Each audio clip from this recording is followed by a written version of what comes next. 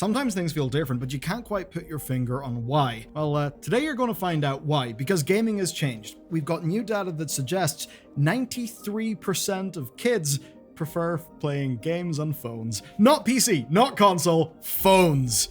So remember your boy Wyatt Cheng? Don't you guys have phones? Oh dear, turns out he was a little bit prescient. But here's another aspect to it. It's how these kids engage with games. Here's a quote. They no longer identify as gamers. They identify as players of a specific game. So it's not that games are a medium that they like, it's that they play Roblox or they play Fortnite. So directionally, based on the real trends that we're seeing, the future of gaming looks like it's people who are fans of one game that probably play it on a phone, which is a bit weird. I don't like it, and it raises a big question. What does it mean for people who prefer what I'll just call traditional gaming experiences? Maybe people like you and me. Okay, so in our last video, we looked at gaming's past and compared it to now, and we talked about the 1983 game crash that leveled the American games industry. It set so many standards for where we are now, but there was a side effect that we didn't talk about, and it's one that's key to gaming's future. You see, when games resurged in America post-1980s game crash, they were sold as toys for children, and that decided the marketing for like the next 40 years. The medium literally grew up alongside its audience. You had Rob the Robot marketed to young boys. Then came G4, Tony Hawk, Call of Duty for the cool teenagers. I was a cool teenager, totally. No, I wasn't. Now, of course, what do we have? Well, we've got cinematic sad dad games like The Last of Us. Yeah, it's grown up with us. Now, I'd absolutely say gaming has always been for everyone. Anyone can pick up a game. A Nintendo game is an example. But the culture and the marketing, not so much. It has been targeted. And I want you to think about Battlefield 6 and how it just got revealed. Because they unironically played Limp Bizkit. Yeah, Limp Bizkit. So, go take your medicine if you've remembered this track. And it does kind of show us something. The culture and marketing around the game industry hasn't changed with technology. They haven't changed with demographics. The kids of 2025, they will not be impressed by Limp Bizkit selling a game in the way that maybe the target audience of Battlefield 6 will feel nostalgic, especially one that needs a $600 console. And why would they be? They have thousands of experiences on their phones. Experiences that are, to them, just as entertaining. Or, should I say, to their brain chemistry and systems are just as engaging. Personally, I think there's something to be said for the depth of an experience. But basically, that's what they think games can and should be. And now we've got data, we've got stats to back it up. And, well, take your Vicodin, because this is kind of going to hurt. IGN's State of Gaming report frames this as a generational shift, and it does go along with a lot of other data that we've seen. Essentially, Gen X and millennials think of gaming in terms of platform loyalty. That's, the 70s through to the 90s generations. So basically, most of the people watching this video, at least per the demographics I see on YouTube, we're no strangers to tribalism in gaming. That's why we, have a console war or a PC master race. But distinctions between platforms are, of course, completely breaking down. We see that. I mean, the need for a platform is kind of disappearing. We see that in cross-platform games, but younger generations simply do not engage in the same way whatsoever. Here's some stats to make that make sense. 93% of under 13s prefer playing games on their phone. So that's the 2000s to 2010s generation. The cooked generation. Only 15% prefer a core PC. Of course, is very sad. And by PC, it's probably a laptop. Even 32% of millennials now prefer playing on phones. I have to wonder if it's because, well, the torment nexus that is called the world has cooked all of our brains to the point where that's really all that we can latch on to. Convenience. But for those numbers in the 80s and the 90s, well, that's what those people have grown up with. Now, this graph from Matthew Ball's State of Gaming report does help to explain everything as well. Let's look at Roblox as a case study, which of course does mean content warning, get ready for some real goddamn sheer horror. Roblox has existed since 2007. That was the first full year of the Xbox 360, PS3, and the Wii. But it didn't take off properly until 2016. It didn't really explode until an audience fluid in tablets began playing. And then the pandemic kind of changed everything. Mobile play massively increased, but here's the key difference. Unlike the rest of the industry post-pandemic, Roblox kept growing. Yeah, so you know the way we talk about the games crash and all that stuff? Well, maybe that happened in some places, but Roblox, it's the one place where those trends actually held. And it's outperforming everything. This one's crazy. Grow a Garden has the highest concurrent user base ever of a game, with 21.3 million players. It was made by a 16-year-old in 3 days. So, you know, compare your multi-hundred staff AAA studio to a 16-year-old in 3 days, and feel sad. And that might sound alarming. It is alarming. Is this where gaming's going? I mean, we're already seeing Sega and Starbreeze licensing official games in Roblox. Like a Dragon, Payday, those are in Roblox. You could think the industry will coalesce into platform-agnostic mega games, that kids will grow up with them as basically second homes, and that those will wipe out everything else. And I get the fear, and I know why the fear-mongering can work, and there are some things to be afraid of, but the thing is, that's already how the games industry works, and I'd say we're already feeling some of the downsides. So what if I told you that Call of Duty and Counter-Strike are basically just Roblox but for boomers? I don't know why I'm saying Call of Duty and boomers. Let's say Counter-Strike. Yeah, CS is boomer Roblox. Now, it literally isn't in many ways, but what it is a mono game. Because for many of those people, that may as well be the only game that they play. On our other channel, I cover a lot of World of Warcraft because it unfortunately got its claws into me when I was young, and now I can't escape. And to many people, World of Warcraft is basically the only game they need, the only thing they play. Now, every month, we get a new report from Circana, right? This is their engagement report.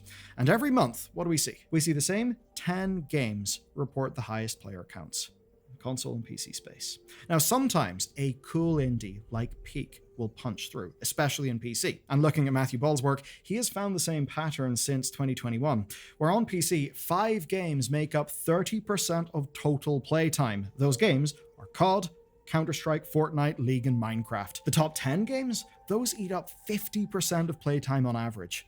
What that essentially means is massive concentration. But on consoles, things are even more concentrated. It takes just the top 5 games to hit 50% of total playtime. Those are COD, FIFA/EAFC, Fortnite, GTA, and NBA 2K. The top 10 reach 60% of playtime. So where does everyone else live? The answer is in the margins, 6.5%. What is that number? This will shock you. That is the total playtime for newly released games in 2023. And it was a good year. Just 4 games took half of that 6.5%, which were Baldur's Gate, Starfield, Diablo 4, and Hogwarts Legacy. There's strong games in there, yet only 6.5%. Why? Well, it's because only so many people are willing to play those new games. Because much like the kid who only plays Roblox, or maybe the teen who only plays Fortnite, for a lot of people, they only play COD. They only play EA. They only play CS. And Newzoo's 2025 report shows something that's also interesting. The number of people playing just 1 to 3 games per year has actually increased consistently over 4 years. That's across Steam, PlayStation, and Xbox. And the times where people do play more games, those are just when AAAs have a bad year. And that is the closest correlation they've found. Of that 1 to 3 game group in Steam, the majority play Counter-Strike, 37%, or Dota, 10%. So even then, it's still very much a case of mega games. And what we see here is it's not just the kids. No, it's actually the way that multiple industries within the games industry have went. Most players have their game. They might try something else, but they very often don't, and the numbers back it up. Now think about kids playing games on their phones, or teens playing games on their phones. What does that mean for the next generation? What does that mean for people who, according to this research, do play a lot of games and are responsible for, well, at least in Roblox, one of the things that's holding up game industry growth, like literally pretty much the only thing that has continued the COVID trends that all the investor types hoped for? Well, those people don't think of themselves as gamers. So what does that mean for the next generation of games? You may have heard of the now departed investing legend Charlie Munger. One of his good lines is, "Show me the incentive and I'll show you the outcome." And what these reports show us is that the incentives are changing because the audiences are changing. Companies that need a larger audience will need to meet people where they are. We're seeing that games like Genshin and Infinity Nikki look like Ubisoft-style mega games, but they're launching across console, PC, and phone. Where Winds Meet does the same. That is the new priority. And it's why PlayStation and Xbox both chase subscription models.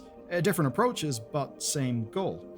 These audiences expect instant access to huge libraries of games, not individual purchases. And this trickles down into design decisions. Take a look at EA's releases this year. Battlefield and Skate are effectively franchise revivals. They are legacy games coming back for an aging audience who loved them, along with some limp biscuit to handle the marketing. But they're different. And honestly, in an exciting way, because they are both launching with user-generated content tools. Often I think of UGC and I think of some bizarre, skibbity situation with a lot of very vibrant colors that makes me feel old and confused happening in Roblox. Well, what does UGC mean for something like Battlefield? I'll tell you what it means. Extremely impressive shit, at least based on what we've seen from BF6 so far. So it could very much be that those dynamics work for the audiences of those games, and that if done right, those games could see growth in a similar-ish way. And there is some precedent as well. It's a little thing that we call the modding culture of PC gaming, right? Pretty big. Just that this time it's framed through Roblox's horrifically predatory ecosystem, one that uses kids to generate infinite revenue. Yeah, moral issues very much exist. But goddamn, what a business model! Turns out just child labor, that's where it was at, all the time. Child labor, parents' money, what could go wrong? Now this demographic change opens audiences up to new sorts of experiences. These kids find new modes daily. They play new games daily within their Roblox. Maybe to them, they have an incredibly diverse gaming library and are playing new things absolutely all of the time, in a way that you or I maybe don't, because firing up a new indie game, learning a bunch of new systems and all of that legit just takes brain effort. I mean, for a simple example, it's no wonder that systemic experience-driven games like Peak or Lethal Company take off and then get microtransaction-filled clones in Roblox to get that parent money. But certain games simply don't matter to this changing audience. Because so far in this video, we've not talked about linear single-player narrative games, which so far do seem to be limited to sad dad games. They just aren't in the equation here. Even though I'd wager those are the games that most people watching this channel care about quite a bit indeed. That might be a shocking thing, but it might be the best thing for the games that you love. Okay, think of this. The highest rated network broadcast of 2024 was Tracker. It got 11.34 million views. High Potential and Matlock Revival followed, all exceeded 15 million viewers. Massive successes. But the market is so big that you may not know about them. I literally did not know about any of those things until I came upon doing this video. Now, those shows massively outperformed Emmy-winning things like Shogun, The Bear, The Traders, Hacks, and all of those were outperformed by Squid Game and Netflix, which itself was outperformed by TikTok and social media. But it doesn't mean those experiences are being wiped out, and I think that's where we're getting to in games. When great games release, they aren't trying to appeal to everyone. They are absolutely maxing what they should be as a game for their people. And if that is so good, it can expand its audience, then we see these games grow, and very often grow massively via viral network effect dynamics, like say with Lethal Company. And thinking of critical and public consensus, Expedition 33 is incredible. It is a top runner for Game of the Year. But if you look at top selling games of the year and top engagement charts, you won't see Expedition 33. It is in there. 1 in 20 players on Steam or Xbox played Expedition 33 at launch, according to Circana, slightly fewer on PlayStation. But what we've learned is the market may be expanding and changing, but even now, in an industry that rewards big games and entrenched audiences, those games can still be made. They can still be enjoyed, and that is what matters. And I think the biggest lesson of all of these is that execution matters and that focus matters. Expedition 33 is everything you would want with nothing that you would not want for a game like that. It is not a bloated, shambling mess, saddled by having to find meaningful work for a production crew of 300 people. And funnily enough, that might mean that it's well executed and that there is strong focus. I think that that is going to be the way forward for the sorts of games that many of us would be afraid we're going to stop seeing. Now, in this video, you've learned how the gaming market is changing. The demographics have completely shifted. Even how people identify within games has completely changed. And combined with the layoffs, may have you thinking there's a big old game crash around the corner. If you want to learn about that, watch this video next.